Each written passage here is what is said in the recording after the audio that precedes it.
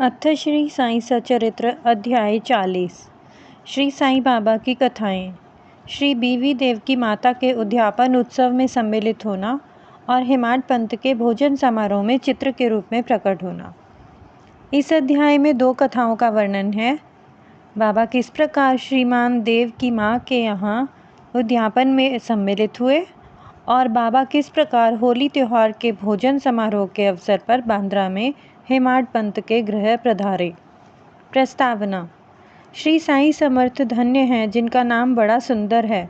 वे सांसारिक और आध्यात्मिक दोनों ही विषयों में अपने भक्तों को उपदेश देते हैं और भक्तों को अपना जीवन ध्येय प्राप्त करने में सहायता प्रदान कर उन्हें सुखी बनाते हैं। श्री साईं अपने वरद हस्त भक्तों के सिर पर रखकर उन्हें अपनी शक्ति प्रदान करते हैं। वे भेदभाव की भावना को नष्ट कर उन्हें अप्राप्य वस्तु की प्राप्ति कराते हैं। भक्त लोग साईं के चरणों पर भक्ति पूर्वक गिरते हैं और श्री साईं बाबा भी भेदभाव रहित होकर प्रेम पूर्वक भक्तों को हृदय से लगाते हैं। वे भक्तगण में ऐसे सम्मिलित हो जाते हैं जैसे वर्षा ऋतु में समुद्र नदियों से मिलता तथा उन्हें अपनी शक्ति और मान देता है। श्रीमती देव का उद्यापन उत्सव। श्री बीवी देव ढाणू जिले ठाणे में मामलतदार थे। उनकी माता ने लगभग 25 या 30 व्रत लिए थे, इसलिए अब उनका उद्यापन करना आवश्यक था। उद्यापन के साथ साथ 100-200 ब्राह्मणों का भोजन भी होने वाला था। श्री देव ने एक तिथि निश्चित कर बापू साहेब जोग को एक पत्र शिरडी भेजा। उसमें उन्होंने लिखा कि तुम मेरी ओर से श्री साईं बाबा को उद्यापन और भोजन में सम्मिलित होने का निमंत्रण दे देना और उनसे प्रार्थना करना कि उनकी अनुपस्थिति में उत्सव अपूर्ण ही रहेगा। मुझे पूर्ण आशा है कि वे अवश्य डहाणु पधार कर दास को कृतार्थ करेंगे। बापू साहेब जोग ने बाबा को वह पत्र पढ़कर सुनाया। उन्होंने उसे ध्यानपूर्वक सुना और शुद्ध हृदय से प्रेषित निमंत्रण जानकर वे कहने लगे कि जो मेरा नाम स्मरण करता है उसका मुझे सदैव ही ध्यान रहता है। मुझे यात्रा के लिए कोई भी साधन, गाड़ी, तांगा या विमान की आवश्यकता नहीं है। मुझे तो जो प्रेम से पुकारता है उसके सम्मुख मैं अविलंब ही प्रकट हो जाता हूँ। उसे एक सुखद पत्र भेज दो कि मैं और 2 व्यक्तियों के साथ अवश्य आऊँगा। जो कुछ बाबा ने कहा था जोग ने श्री देव को पत्र में लिखकर भेज दिया। पत्र पढ़कर देव को बहुत प्रसन्नता हुई, परंतु उन्हें ज्ञात था कि बाबा केवल राहता, रुई और नीम गांव के अतिरिक्त और कहीं भी नहीं जाते हैं। फिर उन्हें विचार आया कि उनके लिए क्या असंभव है। उनकी जीवनी तो अपार चमत्कारों से भरी हुई है। वे तो सर्वव्यापी हैं। वे किसी भी वेश में अनायास ही प्रकट होकर अपना वचन पूर्ण कर सकते हैं। उद्यापन के कुछ दिन पूर्व एक सन्यासी ढाणू स्टेशन पर उतरा, जो बंगाली सन्यासियों के समान वेशभूषा धारण किए हुए था। दूर से देखने में ऐसा प्रतीत होता था कि वह गौ रक्षा संस्था का स्वयंसेवक है। वह सीधा स्टेशन मास्टर के पास गया और उनसे चंदे के लिए निवेदन करने लगा। स्टेशन मास्टर ने उसे सलाह दी कि तुम यहाँ के मामलेदार के पास जाओ और उनकी सहायता से ही तुम यथेष्ट चंदा प्राप्त कर सकोगे। ठीक उसी समय मामलेदार भी वहां पहुंच गए। तब स्टेशन मास्टर ने सन्यासी का परिचय उनसे कराया और वे दोनों स्टेशन के प्लेटफॉर्म पर बैठे वार्तालाप करते रहे। मामलेदार ने बताया कि यहाँ के प्रमुख नागरिक श्री रावा साहेब नरोत्तम सेठी ने धर्मार्थ कार्य के निमित्त चंदा एकत्र करने की एक नामावली बनाई है। अतः अब एक और दूसरी नामावली बनाना कुछ उचित सा प्रतीत नहीं होता। इसलिए श्रेयस्कर तो यही होगा कि आप 2-4 माह के पश्चात पुनः यहाँ दर्शन दें। यह सुनकर सन्यासी वहाँ से चला गया और 1 माह पश्चात श्री देव के घर के सामने तांगे से उतरा। तब उसे देखकर देव ने मन ही मन सोचा कि वह चंदा मांगने ही आया है। उसने श्री देव को कार्यव्यस्त देखकर उनसे कहा, श्रीमान, मैं चंदे के निमित्त नहीं वरन भोजन करने के लिए आया हूँ। देव ने कहा, बहुत आनंद की बात है, आपका सहर्ष स्वागत है। सन्यासी बोला, मेरे साथ 2 बालक और हैं। देव ने कहा, तो कृपया उन्हें भी साथ ले आइए। भोजन में अभी 2 घंटे का विलंब था, इसलिए देव ने पूछा, यदि आज्ञा हो तो मैं किसी को उनकी बुलाने को भेज दूं। सन्यासी ने कहा, आप चिंता न करें, मैं निश्चय समय पर उपस्थित हो जाऊंगा। देव ने उनसे दोपहर में पधारने की प्रार्थना की। ठीक 12 बजे दोपहर को 3 मूर्तियां वहां पहुंची और भोज में सम्मिलित होकर भोजन करके वहां से चली गईं। उत्सव समाप्त होने पर देव ने बापू साहेब जोग को पत्र में उलाहना देते हुए बाबा पर वचन भंग करने का आरोप लगाया। जोग वह पत्र लेकर बाबा के पास गए, परंतु पत्र पढ़ने के पूर्व ही बाबा उनसे कहने लगे, अरे मैंने वहां जाने का वचन दिया था तो मैंने उसे धोखा नहीं दिया। उसे सूचित करो कि मैं अन्य 2 व्यक्तियों के साथ भोजन में उपस्थित था, परंतु जब वह मुझे पहचान ही ना सका तब निमंत्रण देने का कष्ट ही क्यों उठाया था। उसे लिखो कि उसने सोचा होगा कि वह सन्यासी चंदा मांगने आया है, परंतु क्या मैंने उसका संदेह दूर नहीं किया था कि 2 अन्य व्यक्तियों के साथ मैं भोजन के लिए आऊँगा, और क्या वे त्रिमूर्तियाँ ठीक समय पर भोजन में सम्मिलित नहीं हुई। देखो, मैं अपना वचन पूर्ण करने के लिए अपना सर्वस्व निछावर कर दूंगा। मेरे शब्द कभी असत्य नहीं निकलेंगे। इस उत्तर से जोग के हृदय में बहुत प्रसन्नता हुई और उन्होंने पूर्ण उत्तर लिखकर देव को भेज दिया। जब देव ने उत्तर पढ़ा तो उनकी आंखों से अश्रु धाराएं प्रवाहित होने लगी। उन्हें अपने आप पर बड़ा क्रोध आ रहा था कि मैंने व्यर्थ ही बाबा पर दोषारोपण किया।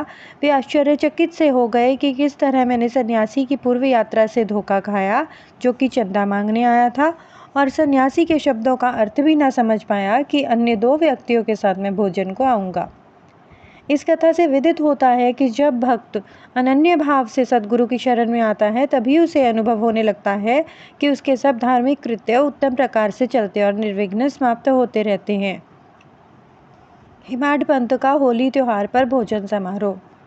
अब हम एक दूसरी कथा लें जिसमें बतलाया गया है कि बाबा ने किस प्रकार चित्र के रूप में प्रकट होकर अपने भक्तों की इच्छा पूर्ण की। सन 1917 में होली पूर्णिमा के दिन हिमाड पंत को एक स्वप्न हुआ। बाबा उन्हें एक सन्यासी के वेश में दिखे और उन्होंने हिमाड पंत को जगाकर कहा कि मैं आज दोपहर को तुम्हारे यहाँ भोजन करने आऊँगा।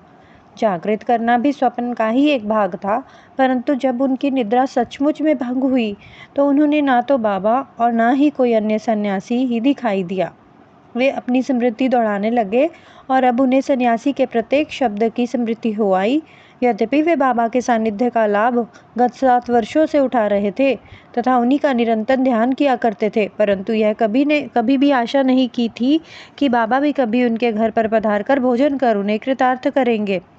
बाबा के शब्दों से अति हर्षित होते हुए वे अपनी पत्नी के समीप गए और कहा कि आज होली का दिन है, एक सन्यासी अतिथि भोजन के लिए यहाँ पधारेंगे, इसलिए भात थोड़ा अधिक बनाना।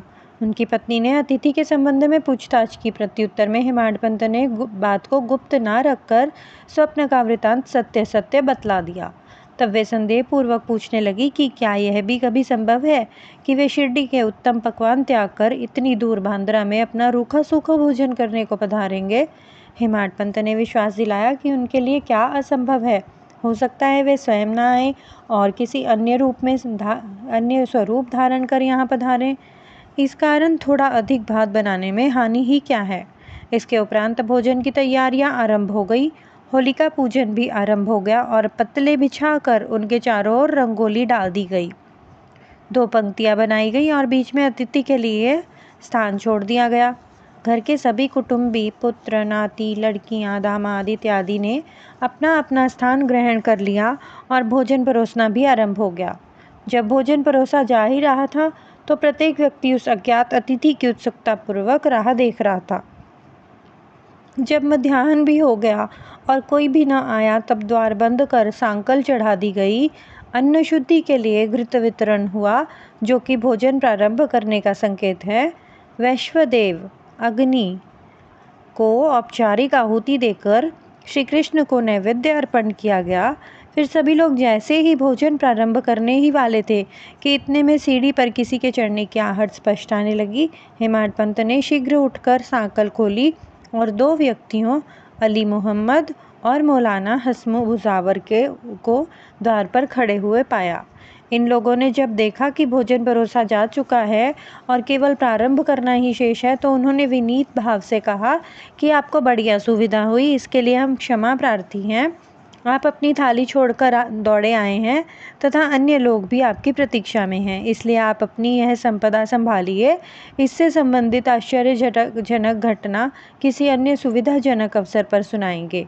ऐसा कहकर उन्होंने पुराने समाचार पत्रों में लिपटा हुआ एक पैकेट निकालकर उसे खोलकर मेज पर रख दिया। कागज के आवरण को जो ही हेमाड पंत ने हटाया तो उन्हें बाबा का एक बड़ा सुंदर चित्र देखकर महान आश्चर्य हुआ। बाबा का चित्र देखकर वे द्रवित हो गए। उनके नेत्रों से आंसुओं की धारा प्रवाहित होने लगी और उनके समूचे शरीर में रोमांच हो आया। उनका मस्तक बाबा के श्री चरणों पर झुक गया। वे सोचने लगे कि बाबा ने इस लीला के रूप में ही मुझे आशीर्वाद दिया है। कौतूहलवश उन्होंने अली मोहम्मद से प्रश्न किया कि बाबा का यह मनोहर चित्र आपको कहाँ से प्राप्त हुआ। उन्होंने बताया कि मैंने इसे एक दुकान से खरीदा था। इसका पूर्ण विवरण मैं किसी अन्य समय के लिए शेष रखता हूँ। कृपया आप अब भोजन कीजिए क्योंकि सभी आपकी प्रतीक्षा कर रहे हैं। हेमाड पंत ने उन्हें धन्यवाद देकर नमस्कार किया और भोजन गृह में आकर अतिथि के स्थान पर इस चित्र को मध्य में रखा तथा विधि पूर्वक नैवेद्य अर्पण किया। सब लोगों ने ठीक समय पर भोजन आरंभ कर दिया। चित्र में बाबा का सुंदर मनोहर रूप देखकर प्रत्येक व्यक्ति को प्रसन्नता हुई और इस घटना का आश्चर्य भी हुआ कि वह सब घटित कैसे हुआ। इस प्रकार बाबा ने हेमाड पंत को स्वप्न में दिए गए अपने वचनों को पूर्ण किया।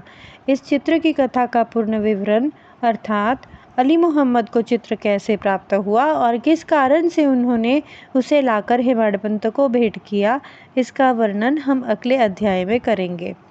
श्री सद्गुरु साईनाथ अर्पणमस्तु। शुभम भवतु। ओम साई राम।